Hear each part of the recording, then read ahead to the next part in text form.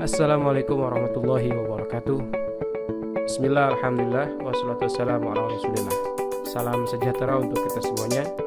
Halo teman-teman, selamat datang kembali di perkuliahan online pemrograman web 1. Dalam video kali ini kita akan masuk ke materi pertama, yaitu Getting Started with the Web.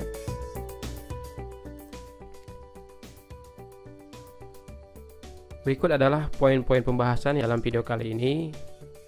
Yang pertama, apa yang disebut dengan web, kemudian aplikasi apa saja yang kita butuhkan untuk membangun web, akan seperti apa tampilan dari web kita, bagaimana cara kita berinteraksi dengan file yang akan kita gunakan dalam dokumen web. Selanjutnya, kita akan membahas dasar-dasar dari HTML, dasar-dasar dari CSS dan JavaScript. Dan di akhir saya akan menjelaskan beberapa cara untuk mempublikasikan web kita agar bisa diakses lewat internet. Baik teman-teman, di antara kita mungkin sudah banyak mendengar istilah internet dan web. Apa bedanya internet dengan web? Dua istilah ini banyak sekali orang yang salah paham, oleh karena itu kita harus paham perbedaannya. Internet adalah sistem jaringan komputer yang saling terhubung secara global dengan menggunakan paket protokol internet TCP/IP untuk menghubungkan perangkat di seluruh dunia. Nah, kita gambarkan seperti ini, kita menggunakan laptop, kemudian kita menggunakan smartphone, ya, menggunakan PC, dan ini saling terhubung dengan adanya internet. Kita bisa bertukar informasi baik itu berupa audio, video, teks karena adanya koneksi internet. Jadi internet adalah infrastruktur, ya, yang memungkinkan device-device yang kita miliki terhubung satu sama lain, bahkan menembus batas waktu dan ruang. Lalu apa yang dimaksud dengan web? Ya, kita lebih terbiasa menyebutnya dengan simple web. Padahal itu adalah kependekan dari World Wide Web, ya. WWW. Web adalah sebuah sistem yang saling terhubung menggunakan dokumen hypertext yang diakses melalui internet. Jadi, jika internet adalah infrastruktur, maka web adalah dokumen atau resource yang bisa kita akses melalui internet. Baik, selanjutnya aplikasi apa saja atau tools apa saja yang kita butuhkan agar kita bisa mulai membangun sebuah web. Yang pertama, kita butuh yang namanya editor. Ya, namanya juga editor, yaitu tempat untuk edit, ya. Tempat kita menuliskan sintaks-sintaks script. Ya, walaupun sebenarnya kita juga bisa menggunakan Notepad. Hanya bedanya kalau editor memiliki fungsi-fungsi atau fitur-fitur khusus yang akan mempermudah dalam penulisan sintaks. Banyak sekali editor yang bisa kita gunakan. Di antaranya ada Notepad++, kemudian ada Sublime Text, ada Atom, ada Adobe Dreamweaver, ada Visual Studio Code. Silahkan gunakan text editor yang memang teman-teman sukai, baca berbagai referensi, kemudian pilih text editor yang memang lebih disukai oleh teman-teman. Kemudian aplikasi selanjutnya yang kita butuhkan adalah web browser. Sebelumnya saya sudah menjelaskan apa itu web. Nah, untuk membuka web itu sendiri, untuk membuka resource-resource yang ada di internet, kita membutuhkan yang namanya web browser. Browser itu kan pencari, maka aplikasi ini adalah untuk mencari web. Ketika kita mengetikkan alamat tertentu di address bar, misalkan kita mengetikkan usb.ypkp.ac.id, maka akan muncul tampilan web Universitas Sanggabuana YPKP. Teman-teman silahkan bisa menggunakan berbagai jenis browser. Biasanya kalau teman-teman menggunakan sistem operasi Windows, itu akan terinstall default Internet Explorer atau Microsoft Edge. Bahkan teman-teman bisa menggunakan jenis browser yang lain seperti Firefox, Opera, Chrome, Safari, dan sebagainya. Jadi pastikan web browser sudah terinstall di laptop atau di PC teman-teman. Selanjutnya akan seperti apa tampilan dari website yang kita bangun? Maka kita harus merencanakan, kita harus merancang konten-konten tata letak yang akan kita tampilkan dalam web kita. Dalam hal ini kita membutuhkan sebuah mockup tools, yaitu aplikasi untuk membuat mockup. Mockup adalah rancangan tampilan. Jadi saat kita membangun web, sebelum kita mengimplementasikan dengan script HTML, CSS dan sebagainya, maka akan lebih baik kalau kita membuat rancangannya dahulu. Kita bisa menggunakan berbagai jenis tools mockup. Ada yang bisa kita akses dan kita gunakan secara online seperti Balsamiq ya, Mockup Plus, kemudian Wireframe, atau ada juga yang harus kita install dahulu di PC kita atau di laptop kita. Misalnya kita akan gunakan Adobe XD. Jadi silahkan pilih beberapa, tapi dalam hal ini saya menyarankan teman-teman untuk menggunakan Adobe XD. Kemudian dealing with files, yang harus kita pahami adalah web kita akan menggunakan berbagai resource atau file, baik itu berupa audio, video, gambar, dan sebagainya, dan itu akan tersimpan dalam suatu folder, dan ini berkaitan dengan struktur folder dalam web kita. Maka penting sekali untuk kita mengatur struktur dari folder yang akan kita buat. Kita harus mengorganisir pembuatan folder, di mana kita menyimpan gambar, di mana kita menyimpan file audio, di mana kita menyimpan file-file lainnya. Maka itu akan berkaitan dengan file path atau lokasi penyimpanan file. Dan ini sangat penting, jangan sampai nanti ketika web kita diakses ada file-file yang tidak bisa dibuka karena kesalahan dalam penyimpanan file.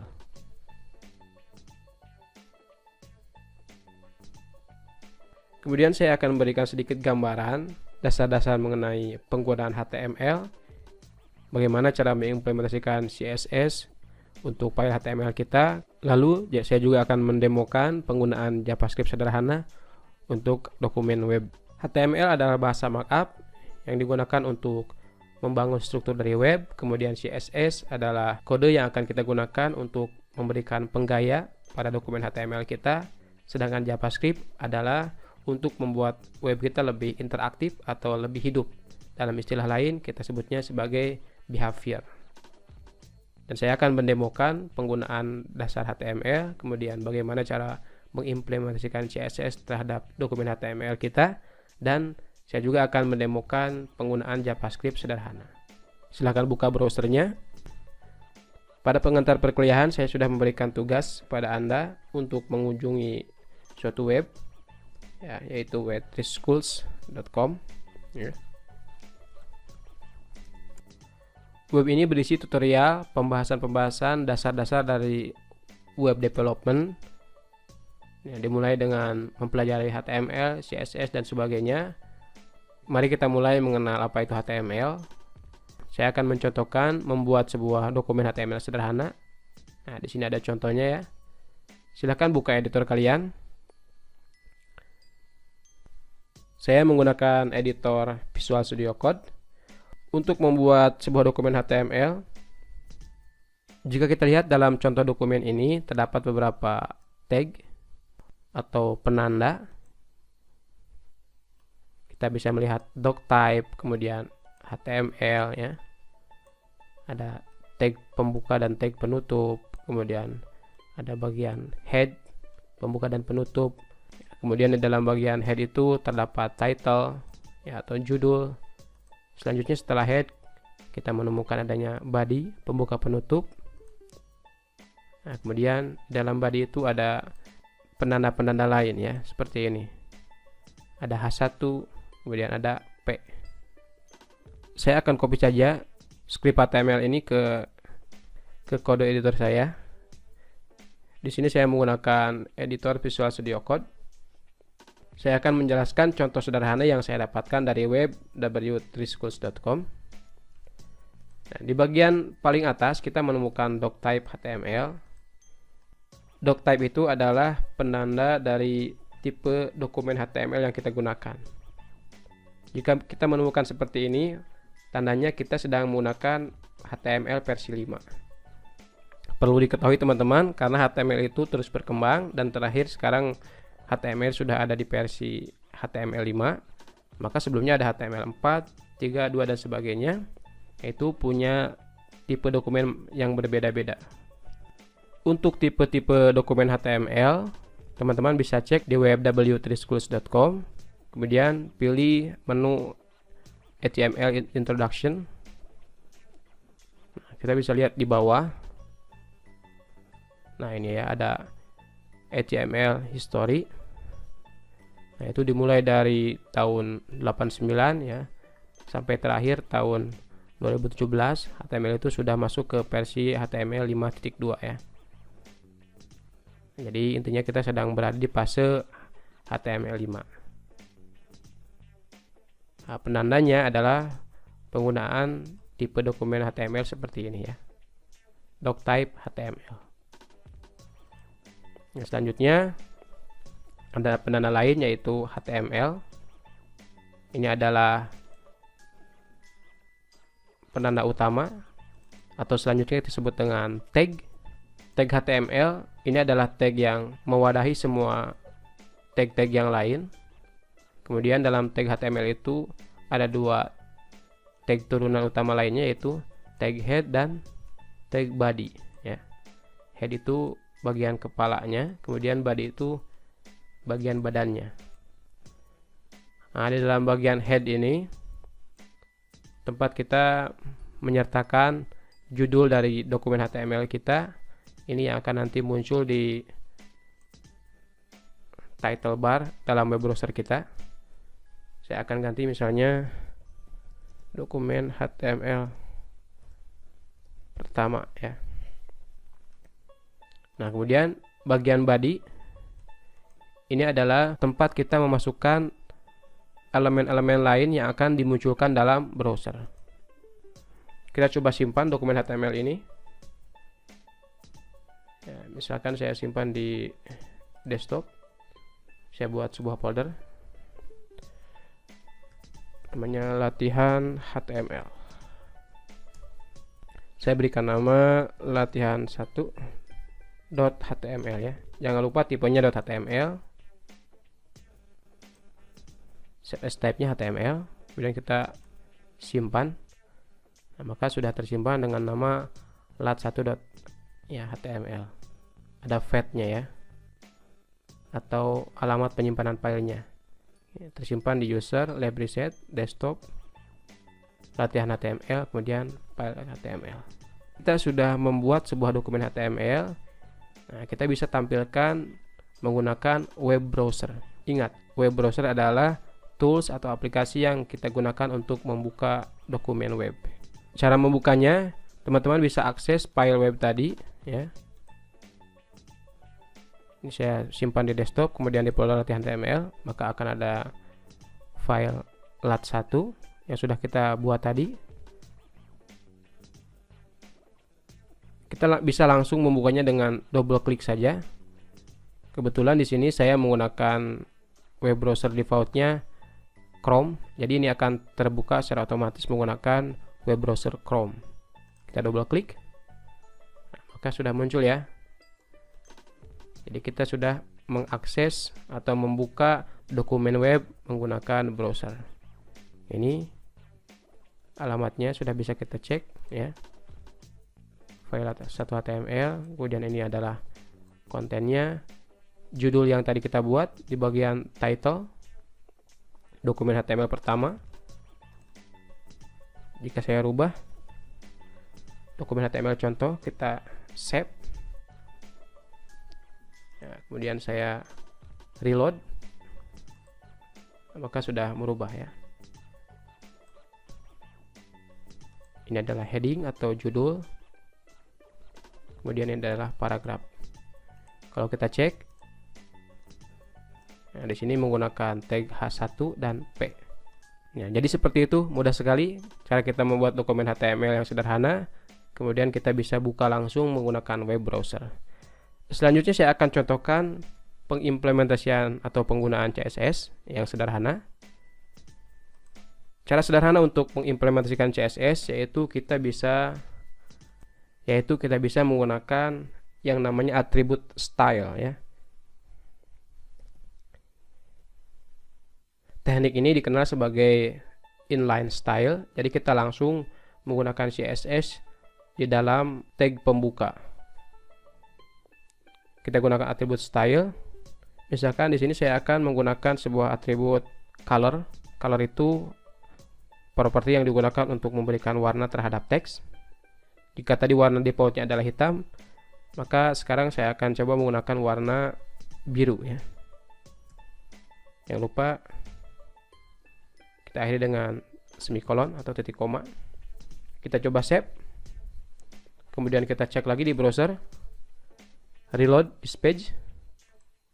Nah, maka tulisannya yang ada di bagian body ini semuanya akan menjadi biru. Jika saya pindahkan style ini ke tag H1, saya tempel di sini. Kita save. Apa yang terjadi? Maka yang menjadi warna biru hanya tulisan ini ya. Sementara paragraf tidak menjadi warna biru. Misalkan saya akan contohkan penggunaan properti lainnya menggunakan atribut style sama.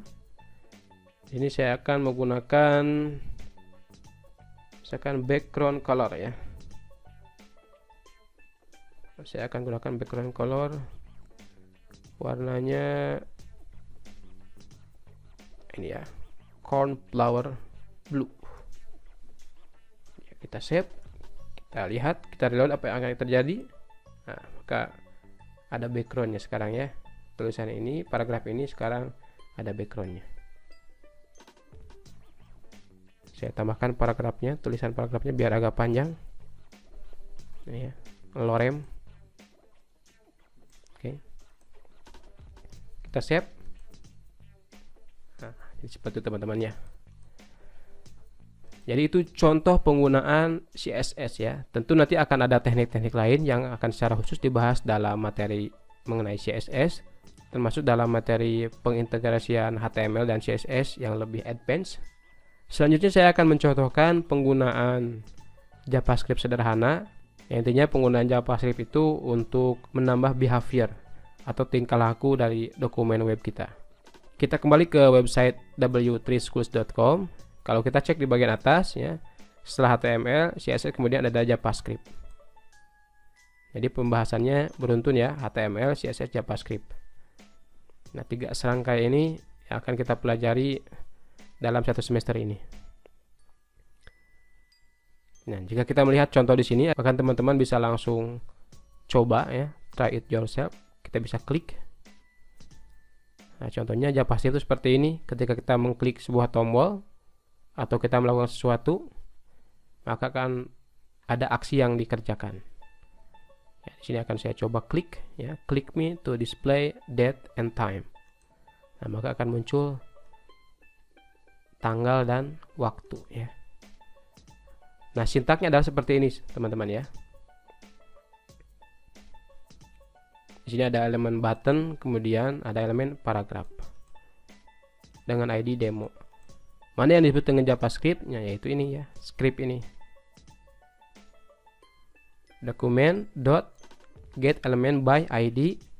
Apa nama ID-nya? Demo. Ya, karena kita akan mempengaruhi tag paragraf ini dengan ID demo. Kemudian apa aksinya? Inner HTML. Inner HTML itu untuk mengganti konten dari sebuah elemen ya. Nah, kemudian kontennya itu diisi dengan date. Ini adalah sebuah contoh JavaScript. Nah, kita bisa copy paste saja dulu, kita terapkan dalam web kita. Kita simpan di sini di bawah. Oke. Kita menggunakan button. Kemudian ada atribut on click. JavaScript-nya sama seperti tadi ya. Nah, untuk meyakinkan kita bisa ganti dulu ID-nya misalkan dengan ID yang lain. Misalkan tes ya. Ganti juga ininya jadi tes. Nah, sebenarnya Ini kan awalnya kosong ya, tapi bisa juga kita isi dahulu. Teks awal seperti ini ya. Ya, kita save. Kita buka browser, kemudian kita reload lagi halaman latihan1.html ini. Maka muncul seperti ini juga ya. Nah, ini teks awalnya, kemudian muncul juga tadi buttonnya. Ketika saya klik button ini, maka apa yang terjadi? Nah, teks awal tadi diganti ya dengan date and time.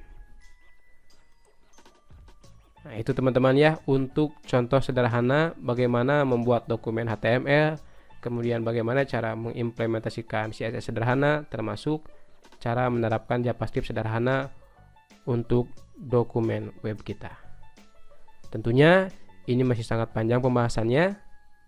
Mudah-mudahan teman-teman tertarik dengan pembahasan ini dan lebih semangat lagi untuk mengeksplorasi pengetahuan teman-teman mengenai web development atau pemrograman web ini. Selanjutnya, jika kita sudah membangun atau merancang sebuah tampilan web, lalu bagaimana cara kita mempublikasikan web kita agar bisa diakses di internet? Ya, put it all online so people can find it. Ada beberapa opsi teman-teman. Yang pertama, kita bisa membeli hosting dan domain dari website-website penyedia layanan hosting. Kemudian kita juga bisa menggunakan cara yang lain, yaitu menggunakan online tool seperti GitHub atau Google App Engine. Atau teman-teman bisa menggunakan IDE atau tools yang berbasis web seperti Glitch. Cara publikasi dari website ini kita akan bahas pada saat studi kasus. Jadi simak video perkuliahan ini sampai selesai, jangan sampai terlewatkan. Terima kasih atas perhatiannya, sampai jumpa di video berikutnya. Wassalamualaikum warahmatullahi wabarakatuh.